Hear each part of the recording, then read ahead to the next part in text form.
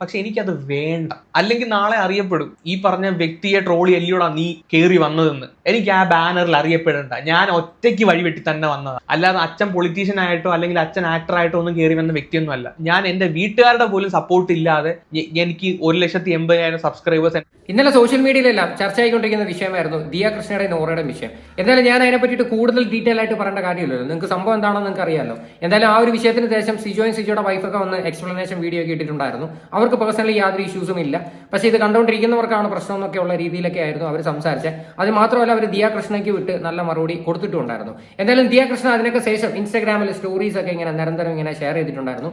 അതിനകത്ത് ആദ്യം വന്നൊരു വാർത്തയുണ്ടല്ലോ, മനോരമ ഓൺലൈനിൽ വന്ന വാർത്തയുണ്ടല്ലോ, അതായത് നോറയുടെയും ദിയ കൃഷ്ണയുടെ ഒരു ഫോട്ടോ ഒക്കെ വെച്ചിട്ട് എന്റെ ഭർത്താവിന്റെ മുഖത്തായിരുന്നു എങ്കിൽ പിന്നീട് ഒരു ദിവസം കേക്ക് കഴിക്കാൻ ആ വ്യക്തി ഉണ്ടാകില്ല, നോറയ്ക്കെതിരെ ദിയ കൃഷ്ണ. ഇതായിരുന്നു ആ ഒരു പോസ്റ്റ്. അപ്പൊ ദിയ കൃഷ്ണ അതിനകത്ത് സ്റ്റോറി ഷെയർ ചെയ്തിട്ട് എഴുതിയിട്ടുണ്ട്, another day another baseless accusation, what is this Manorama എന്ന് പറഞ്ഞ്. എന്തായാലും ദിയ കൃഷ്ണ പറഞ്ഞേക്കുന്ന കാര്യം തന്നെയാണ് അവർ പറഞ്ഞേക്കുന്നത്, അല്ലാതെ എനിക്ക് വലിയ തെറ്റായിട്ടൊന്നും തോന്നിയില്ല. ഓക്കെ, എന്തായാലും അതിനുശേഷം വേറെ സ്റ്റോറീസ് ഷെയർ ചെയ്തിട്ടുണ്ടായിരുന്നു. ഒരു സ്റ്റോറിക്കകത്ത് വ്യക്തമായിട്ട് കാര്യങ്ങൾ പറയുന്നുണ്ടായിരുന്നു. ഞാൻ ബിഗ് ബോസ് പറയുന്ന ഷോ കാണാറില്ല, അതുകൊണ്ട് തന്നെ ഇവരാരാണ് എന്ന് എനിക്ക് അറിയത്തുമില്ല. പക്ഷേ എനിക്കിപ്പോൾ മനസ്സിലാക്കി ഈ പറയുന്ന ഗ്രൂമിനും ബ്രൈഡിനും ഒരു യൂട്യൂബ് ചാനൽ ഉണ്ടായിരുന്നുവെന്നും അവർ ആ ചാനലിനകത്ത് ഈ ഒരു വിഷയം സംസാരിക്കുന്നതായിട്ട് ശ്രദ്ധിക്കപ്പെടുകയും ചെയ്തു. അത് മാത്രമല്ല എൻ്റെ ഫാമിലിയെ അനാവശ്യമായിട്ട് അവർ ഈ വിഷയത്തിൽ ഡ്രാഗ് ചെയ്തിടുകയും ചെയ്യുന്നുണ്ട് എന്നൊക്കെ പറയുന്നുണ്ടായിരുന്നു. പിന്നെ വ്യൂസിന് വേണ്ടി കുറെ ആൾക്കാർ ഇല്ലാത്ത കഥകൾ പറച്ചുണ്ടാക്കി വിടുന്നുവെന്നും ദിയ കൃഷ്ണ പറയുന്നുണ്ടായിരുന്നു. എനിവേ ആ ഒരു സ്റ്റോറിക്കൊക്കെ ശേഷം അവസാനമായിട്ട് ഇട്ടൊരു സ്റ്റോറിക്കകത്ത് സോറി പറയുന്നുണ്ട്. അതായത് സായിയുടെ കുറച്ച് റീൽസ് എടുത്ത് വെച്ച് ഷെയർ ചെയ്യുന്നുണ്ടായിരുന്നല്ലോ, അപ്പൊ ആ സായിയുടെ റീൽസ് ഒക്കെ പുള്ളിക്കാരത്തി ഡിലീറ്റ് ചെയ്ത് കളഞ്ഞു. അതിനുശേഷം സോറി എന്ന് പറഞ്ഞിട്ട് ഒരു സ്റ്റോറി ഇട്ടിട്ടുണ്ട്. ഞാൻ ആ സ്റ്റോറി നിങ്ങൾക്ക് വായിച്ചു തരാം. I have personally done my part to the concerned person via DM and I am guessing I have sorted out everything with him. Thanks to so many for supporting me. But I kept thinking what I did wrong and figured out what I did under a comment section which I completely forgot about and I have taken down immediately after I got to know my mistake. That's just not my way of living, so I have done my part because that's how I was brought up. If anyone else felt bad with my comment, I am sorry to you guys. എന്തായാലും പുള്ളിക്കാരത്തെ ആ തെറ്റ് മനസ്സിലാക്കി ആ comment remove ചെയ്തിട്ടുണ്ട്. കാര്യം എന്ന് പറഞ്ഞു കഴിഞ്ഞാൽ നമ്മൾ ചെയ്ത തെറ്റ് നമ്മൾ അക്സെപ്റ്റ് ചെയ്യാന്ന് പറയുന്നത് തന്നെ അത് വലിയൊരു കാര്യമായിട്ടാണ് എനിക്ക് തോന്നുന്നത്. എനിവേ പുള്ളിക്കാരത്തെ അതെല്ലാം ക്ലിയർ ചെയ്തിട്ടുണ്ട്. ഈ പറയുന്ന സായിക്ക് പേഴ്സണലി മെസ്സേജ് അയച്ചിട്ടുണ്ട് എന്നുള്ള രീതിയിലാണ് ദിയ കൃഷ്ണ പറയുന്നത്. ഓക്കെ, എനിവേ ആ ഒരു വിഷയം അങ്ങനെ കഴിഞ്ഞു. അതേ പറ്റിയിട്ട് ഇനി ആരും ചർച്ച ചെയ്യേണ്ട ആവശ്യവുമില്ല അല്ലേ. പക്ഷെ ഇനി ചർച്ച ചെയ്യേണ്ട വേറൊരു കാര്യമുണ്ട്. ലൈഫ് ഓഫ് അനന്തുവിനെ നിങ്ങൾക്ക് എല്ലാവർക്കും അറിയാലോ. അനന്തുവിന്റെയും ദിയ കൃഷ്ണയുടെയും ഒരു ഇഷ്യൂ കുറച്ച് നാൾക്ക് മുന്നേ ഭയങ്കരമായിട്ട് കത്തിയൊരു വിഷയമായിരുന്നു. ആ ഒരു വിഷയത്തിൽ ശരിക്കും അനന്തു എന്ത് തെറ്റാണ് ചെയ്തതെന്ന് എനിക്ക് ഇപ്പോഴും അറിയത്തില്ല. അതായത് ഈ പറയുന്ന ദിയ കൃഷ്ണയുടെ സ്ഥാപനമായിട്ടുള്ള OBOCയിൽ നിന്ന് സാധനം മേടിച്ച ആൾക്കാർക്ക് ഒരുപാട് മോശം അനുഭവങ്ങൾ നേരിട്ടു. ആ ഒരു സാധനം എടുത്തു വെച്ചിട്ട് അനന്തു എടുത്തു വെച്ച് റിയാക്ട് ചെയ്ത സമയത്ത് അനന്തുവിനെതിരെ ഇവർ തിരിച്ച് റിയാക്ട് ചെയ്തിട്ട് അനന്തുവിനെ ഒരു ഞരമ്പ് രോഗിയായിട്ട് മാറ്റുകയും ചെയ്തിട്ടുണ്ടായിരുന്നു. പിന്നെ അത് മാത്രമല്ല അവന്റെ വീട്ടിൽ 3-4 പോലീസുകാരെയും വിട്ടിട്ട് വീഡിയോസ് ഡിലീറ്റ് ചെയ്യിപ്പിച്ചിട്ടുണ്ടായിരുന്നു. അവൻ ശരിക്കും പറഞ്ഞാൽ അവൻ ഡിലീറ്റ് ചെയ്യേണ്ട ആവശ്യം പോലും ഇല്ല. FIR പോലും ഇല്ലാത്ത ഒരു കേസ്, അതായത് FIR പോലും ഇടാതെ പോലീസുകാർ അവന്റെ വീട്ടിൽ ചെന്ന് ഞങ്ങൾക്ക് മുകളിൽ നിന്ന് പ്രഷർ ഉണ്ട് അനന്തു, നീ ഒരു തെറ്റും ചെയ്തിട്ടില്ല എന്ന് ഞങ്ങൾക്ക് അറിയാമെന്ന് അവൻ്റെ അടുത്ത് പറഞ്ഞ് അവനെ കൊണ്ട് ആ വീഡിയോ ഡിലീറ്റ് ചെയ്യിപ്പിച്ചു. ശരിക്കും അവൻ ആ പ്രശ്നം അവിടെ തീരട്ടെ എന്ന് വെച്ചിട്ടാണ് ആ ഒരു വീഡിയോ ഡിലീറ്റ് ചെയ്തത്. ഓക്കെ, അപ്പൊ എന്തായാലും അവൻ ഇന്നലെ ആ ഒരു വിഷയത്തെ പറ്റി ഡീറ്റെയിൽ ആയിട്ട് ഒരു വീഡിയോ ഇട്ടിട്ടുണ്ടായിരുന്നു. എന്തായാലും നമുക്ക് ആദ്യം ആ വീഡിയോ ഒന്ന് കണ്ടു നോക്കാം.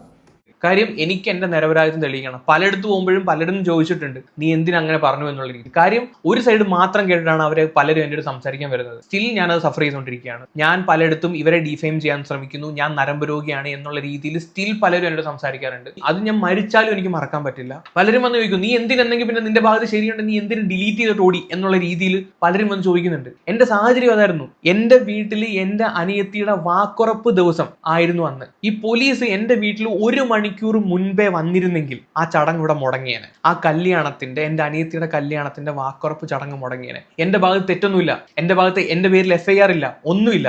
ബട്ട് പോലീസുകാർ എന്നെ അന്വേഷിച്ച് ഒരു കുറ്റവാളിയെ പോലെ അല്ലെങ്കിൽ അവർ വന്നു കയറുമ്പോൾ അവരുടെ മുന്നിൽ എന്റെ ഫാമിലി, ആ വന്നിരിക്കുന്ന ആ ചെറുക്കന്റെ ഫാമിലിയുടെ മുന്നിൽ എന്റെ ഫാമിലിയുടെ അവസ്ഥ എന്തായിരിക്കും? നാണം കെട്ട് നാറിഞ്ഞ് എന്റെ ഭാഗത്ത് ശരിയുണ്ട്, ഞാൻ തെറ്റ് ചെയ്തിട്ടില്ലെങ്കിൽ പോലും. ആ ഒരു സാഹചര്യത്തിൽ അവിടെ കല്യാണമാണ്, ഫർദർ ആയിട്ട് ഒരു പ്രശ്നങ്ങളും വേണ്ട എന്ന് എന്ന് വിചാരിച്ചിട്ട് മാത്രമാണ് ഞാൻ ആ ഒരു വീഡിയോ ഡിലീറ്റ് ചെയ്ത് കളഞ്ഞത്, അല്ലാതെ ഒരാളെയും പേടിച്ചിട്ടോ ഒന്നുമല്ല. കേട്ടല്ലോ, ഇതായിരുന്നു ആ സംഭവം. എനിക്ക് പേഴ്സണലി അറിയാവുന്നതാണ്. കാര്യം അനന്തു എന്റെ ക്ലോസ് ഫ്രണ്ടാണ്.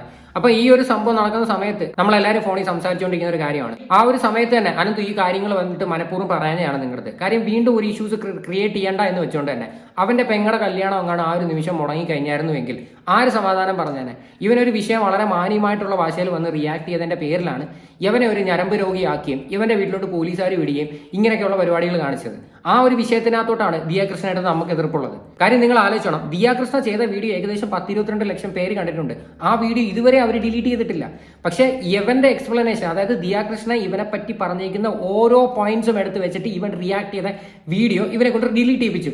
ഇവന്റെ ഭാഗത്തുനിന്ന് ഒരു എക്സ്പ്ലനേഷനും ഇല്ല. കാണുന്നവർ മൊത്തം ഈ പറയുന്ന അനന്തുവിനെ കുറ്റം പറയത്തേ ഉള്ളൂ. എന്തായാലും അവൻ ആ വീഡിയോ റീ അപ്ലോഡ് ചെയ്ത്, അവൻ റീ അപ്ലോഡ് ചെയ്യാതിരിക്കേണ്ട ആവശ്യം അവിടെ വരുന്നില്ല. അവൻ റീ അപ്ലോഡ് ചെയ്യാനകത്ത് എനിക്ക് വളരെ സന്തോഷമുണ്ട്. അത് ആദ്യമേ ചെയ്യണമായിരുന്നു. ശരിക്കും അവൻ ഡിലീറ്റ് ചെയ്യേണ്ട ആവശ്യം പോലും അവനില്ലായിരുന്നു. പക്ഷെ അവന്റെ ആ ഒരു സിറ്റുവേഷൻ അതായതിന്റെ പേരിലാണ്. ശരിക്കും നിങ്ങൾ ഈ കാണിച്ചതൊക്കെ ഭയങ്കര മോശമാണ്. നിങ്ങൾ ഈ ഒരു വിഷയത്തിനും കൂടിയാണ് നിങ്ങൾ ശരിക്കും സോറി പറയേണ്ടത്. ശരിക്കും അവന്റെ അനിയത്തിയുടെ കല്യാണം മുടങ്ങിക്കഴിഞ്ഞായിരുന്നു എങ്കിൽ ഈ ഒരു വിഷയത്തിൽ ആരെങ്കിലും വന്ന് എന്തെങ്കിലും സംസാരിക്കുമോ? കാര്യം നമുക്ക് പേഴ്സണലി എന്തെങ്കിലുമൊക്കെ വിഷയങ്ങൾ വരുമ്പോഴേ നമുക്ക് അതിന്റെ വിഷമം മനസ്സിലാക്കാൻ പറ്റത്തുള്ളൂ. ഇപ്പൊ ഈ ഒരു കാര്യത്തിനകത്ത് ദിയാകൃഷ്ണ ഭയങ്കര കാര്യമായിട്ട് എന്റെ ഭാഗത്ത് തെറ്റുണ്ട്, ആ കമന്റ് ഇട്ടത് തെറ്റാണെന്ന് ഞാൻ മനസ്സിലാക്കുന്നു, അതുകൊണ്ട് പെട്ടെന്ന് തന്നെ ഞാൻ ആ കമന്റ് ഡിലീറ്റ് ചെയ്യുന്നു എന്നൊക്കെ. പക്ഷെ അതിലും വലിയ കാര്യമാണ് ശരിക്കും പറഞ്ഞാൽ അനന്തുവിന്റെ അടുത്ത് ദിയ കാണിച്ചത്. ഓക്കെ, ഇപ്പൊ എന്നാലും വാക്കുകൂടെ കേൾക്കാം. ഈ ഒരു ഇഷ്യൂ ഇവിടെ തീരുന്നെങ്കിൽ തീരട്ടെ എന്ന് വിചാരിച്ചിട്ട് തന്നെയാണ് ഡിലീറ്റ് ചെയ്തത്. പോലീസുകാർ വന്ന് എൻ്റെ അടുത്ത് കോംപ്രമൈസ് എന്നുള്ള രീതിയിലാണ് എൻ്റെ അടുത്ത് സംസാരിച്ചത്. അന്ന് വന്ന 4 പോലീസുകാർ ഇവിടെ ഇരുന്ന് സംസാരിച്ചത് എൻ്റെ കയ്യിൽ വോയിസ് റെക്കോർഡ് കിടപ്പുണ്ട്. അവര് തന്നെ അന്ന് പറയുന്നുണ്ട് അനന്തു ഒരു തെറ്റും ചെയ്തിട്ടില്ലെന്നുള്ള രീതിയിൽ. അതിന്റെ വോയിസ് റെക്കോർഡ് കിടപ്പുണ്ട്. ഞാൻ അവരെ റെസ്പെക്ട് ചെയ്യുന്നതിന്റെ പേരിലാണ് ഞാൻ അതൊന്നും എടുത്ത് വെളിക്കിടാത്തത്. ഇത് കുറെ കാലമായിട്ട് പറയണം എന്ന് പറഞ്ഞിരുന്നതാണ്. ഇപ്പൊ ഒരു അവസരം കിട്ടിയതുകൊണ്ട് പറഞ്ഞു എന്ന് മാത്രം. വേണമെങ്കിൽ ഈ ഒരു സബ്ജക്ട് പിടിച്ചുകൊണ്ട് പോയിട്ട് എനിക്ക് നല്ല രീതിയിൽ കാശും ഉണ്ടാക്കാമായിരുന്നു, ഫെയിമും ഉണ്ടാക്കാമായിരുന്നു.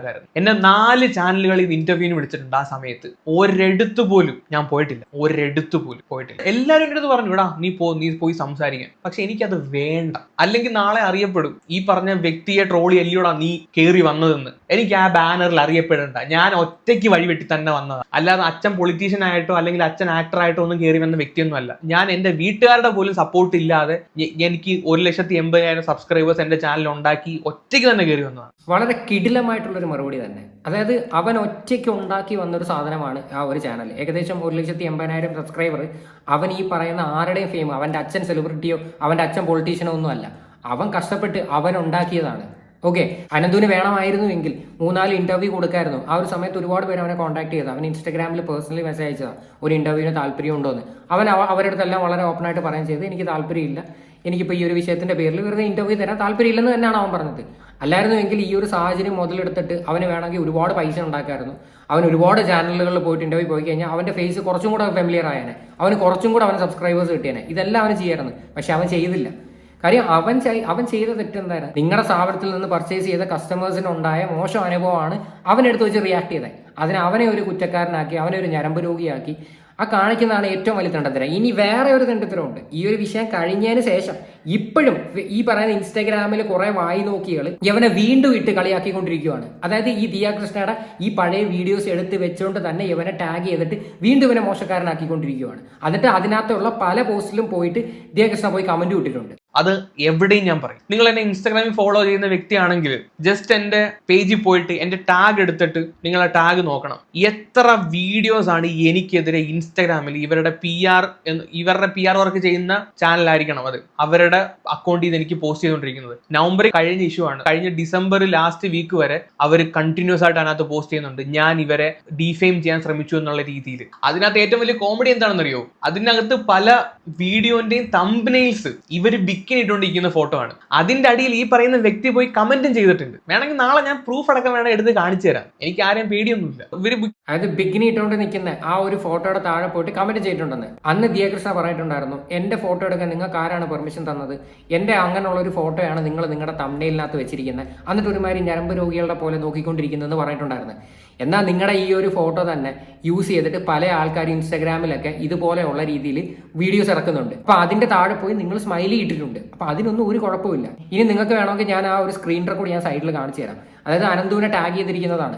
അതിനകത്ത് ഫുള്ള് ദിയ കൃഷ്ണയുടെ ആ ഒരു വീഡിയോ ആണ്, ആ ഒരു പർട്ടിക്കുലർ വീഡിയോ ആണ് ഇവനെ ടാഗ് ചെയ്ത് വെച്ചിരിക്കുന്നത്. സ്റ്റിൽ ഇങ്ങനെ ചെയ്തുകൊണ്ടിരിക്കുകയാണ്. അത് ഏതോ ഒരു വിവരം കിട്ടാൻ അറിയുള്ളൂ. കാര്യം ഇവനൊക്കെ എന്തത്തിന്റെ കടപ്പാന്ന് അറിയത്തില്ല. കാര്യം ഇത്രയും നാൾ കഴിഞ്ഞിട്ടും സ്റ്റിൽ ഇവനെ ഇത് ഫോളോ ചെയ്തുകൊണ്ടിരിക്കുകയാണ് ആൾക്കാർ ഈ ഒരു വിഷയം പറഞ്ഞിട്ട്. ഇന്ന് അനന്തു ആ ഒരു വീഡിയോ റീ അപ്ലോഡ് ചെയ്തിട്ടുണ്ട്. റീ അപ്ലോഡ് ചെയ്ത സമയത്ത് ഈ പറയുന്ന ദിയാകൃഷ്ണയുടെ ഒരു സ്റ്റോറി ഞാൻ നോട്ട് ചെയ്ത്, ഇതിനി ആരെ ഉദ്ദേശിച്ചിട്ടാണ് എന്ന് എനിക്കറിയത്തില്ല. ഞാൻ ആരെ ഉദ്ദേശിച്ചിട്ടാണെന്ന് ഞാനിവിടെ അവകാശപ്പെടുന്നുമില്ല. എന്തായാലും ഞാൻ ആ സ്റ്റോറി വായിക്കാം. Use your energy on the right people.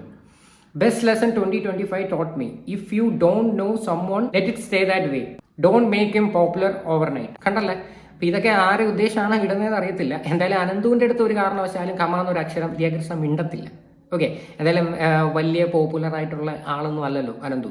അപ്പം സ്വാഭാവികമായിട്ടും അനന്തുവിനെ വീണ്ടും എടുത്തു വെച്ചിട്ട് റീച്ച് ഉണ്ടാക്കി കൊടുക്കണ്ടെന്നൊക്കെയുള്ള ഒരു ചിന്തയായിരിക്കും. എന്തായാലും അനന്തുവിന്റെ ചാനൽ നോക്കിയിട്ട് അന്ന് ആ ഒരു സമയത്ത് പറഞ്ഞിട്ടുണ്ടായിരുന്നു, ഈ പറയുന്ന എൻ്റെ വീഡിയോ ചെയ്തിട്ടാണ് അയാൾക്ക് ഇത്രയും ലക്ഷം വ്യൂസ് കിട്ടിയെന്ന്. അവൻ്റെ പണ്ടത്തേക്ക് വീഡിയോസ് എടുത്ത് നോക്കിയാൽ മതി. കാര്യം കോപ്പി റൈറ്റിന്റെ ഇഷ്യൂസ് കാരണം അവൻ ബിഗ് ബോസിന്റെ സാധനങ്ങളൊക്കെ എടുത്ത് കളഞ്ഞതാണ്. 5 ലക്ഷം 6 ലക്ഷം ഒക്കെ ചുമ്മാ അടിക്കുമായിരുന്നു.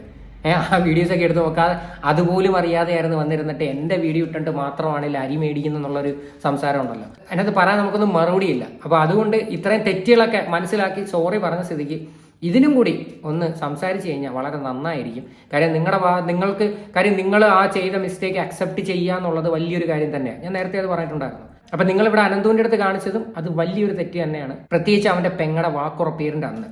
ഓക്കെ, അപ്പോൾ എന്തായാലും ഇതിനെക്കുറിച്ചിട്ടുള്ള നിങ്ങളുടെയൊക്കെ അഭിപ്രായങ്ങൾ എന്താണെന്ന് വെച്ചാൽ നിങ്ങൾ തീർച്ചയായിട്ടും കമൻറ്റ് ചെയ്യുക.